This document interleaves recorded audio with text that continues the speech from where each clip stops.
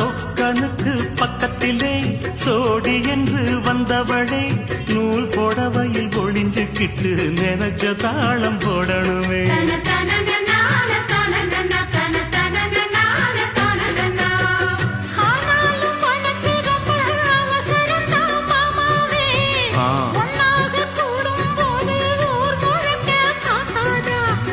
பார்த்தாலும் தவறு இல்ல பனியுறங்கும் ரோசாவே உன்னால சொத்த வச்ச மூக்குலதான் வைக்காதா.